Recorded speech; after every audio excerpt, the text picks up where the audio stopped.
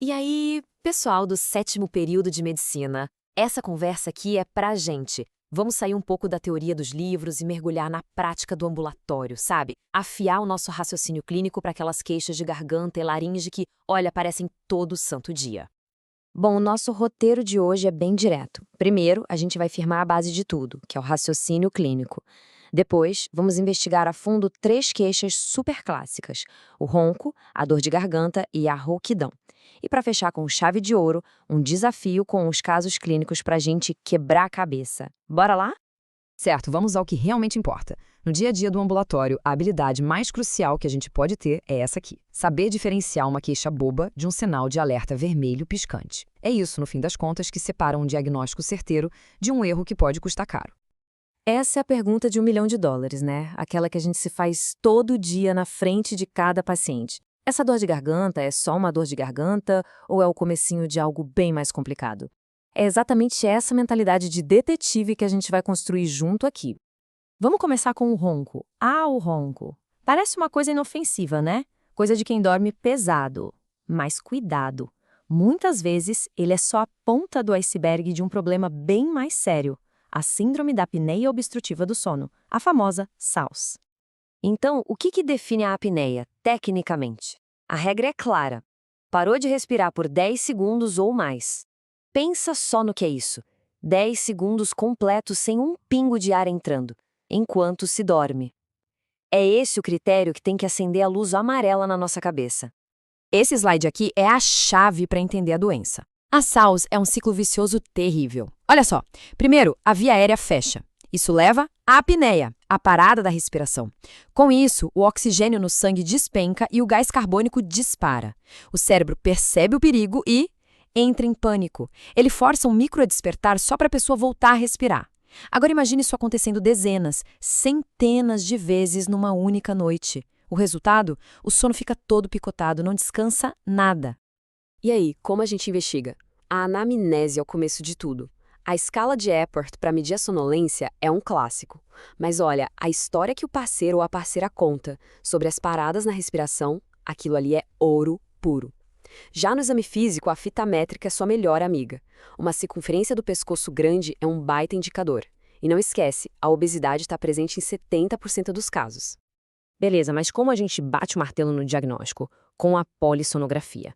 É esse exame que vai nos dar o IAH, o índice de apneia/hipopneia.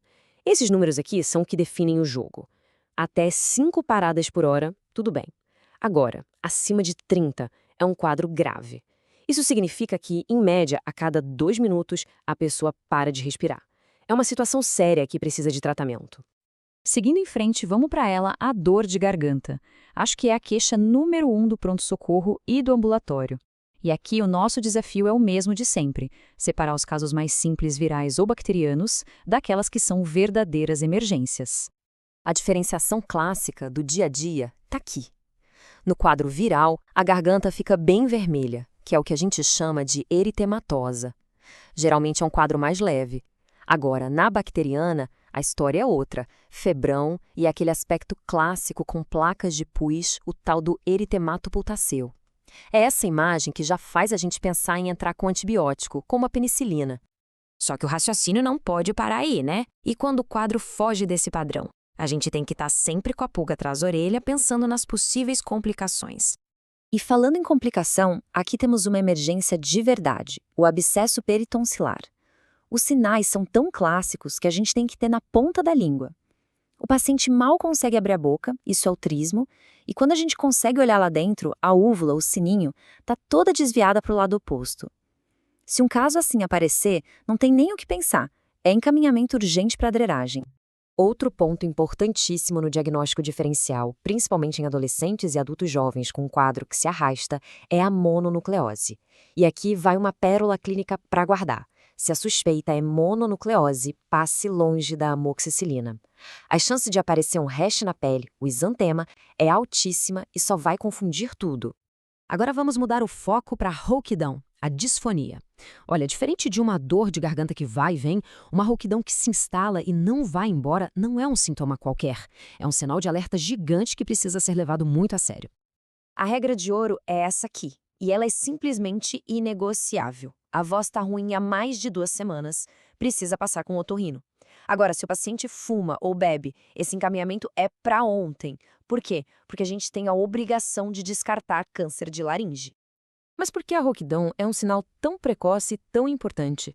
A resposta está nesse gráfico. A imensa maioria dos tumores de laringe, coisa de 70%, nasce exatamente na glote, que é onde ficam as nossas cordas vocais. Agora imagina, um tumor, mesmo que pequenininho, crescendo bem ali, vai impedir as cordas de vibrarem direito. O que acontece? A voz falha. É o alarme mais eficiente que a natureza poderia ter criado. Além da rouquidão, tem que ficar de olho nesses outros sinais aqui. E eu quero destacar um em especial, a otalgia reflexa. Sabe aquela dor de ouvido chata que não melhora, mas quando a gente examina o ouvido está perfeito? Não caia na armadilha de achar que não é nada. Essa dor pode ser, na verdade, um tumor na garganta gritando e irradiando a dor para o ouvido. Bom, agora que a gente passou por tudo isso, vamos juntar as peças. Preparei 3 casinhos rápidos para a gente aplicar esse conhecimento e testar de verdade o raciocínio clínico. Primeiro caso. Pensa comigo. Paciente jovem, um quadro de dor de garganta que já se arrasta, gânglios por todo lado e a dica de ouro. Tomou amoxicilina e empipocou todo. Juntando todas essas peças, o que esse quadro está gritando pra gente?